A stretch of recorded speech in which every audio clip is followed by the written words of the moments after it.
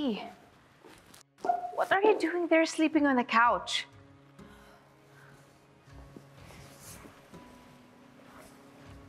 Mabuti umuwi ka na. Hinihintay talaga kita. Pwede ba tayo mag-usap?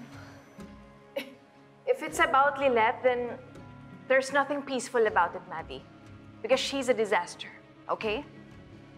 Era, please. Do this for me. Era, pagbigyan mo naman ako. Pagbigyan mo yung pamilya natin. Pagbigyan mo si No! No, Maddie! Lilette and I will never be sisters. You'll see. Bakit parang siguradong-sigurado ka? Because I'm sure of it. Yun ang sinasabi ng puso ko, ng bawat patak ng dugo ko, every piece of my hair, every strand of my DNA screams that I can never be sisters with someone who hurts and angers me to my core.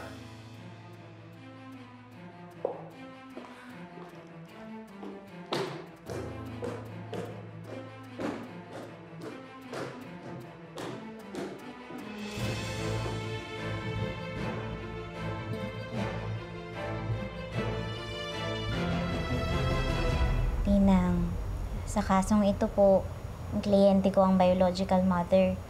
Kaya may laban po siya at ilalaban ko po siya.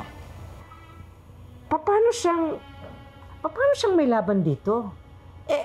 Kung halimbawa, ilang taon na, halimbawa, yung bata, 6 na taon na, ibig sabihin nun, 6 na taon na hindi siya nagpakananay dun sa anak niya. Oh, hindi biro yun, ha? According po sa Article 213 of the Family Code, walang batang 7 years old below ang maaaring ihiwalay sa kanyang ina.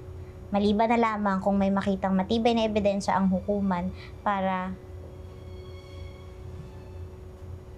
Tinang, teka, niisip niyo po ba na sinasabi kong wala kayong karapatan sa akin pag biglang nag-appear yung biological mother ko?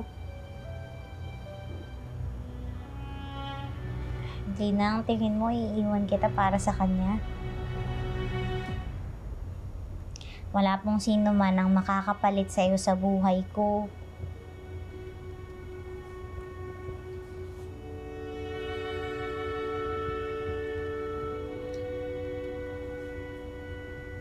Pwede niyo na po bang ibaon sa limot yung mga nabasa niyo?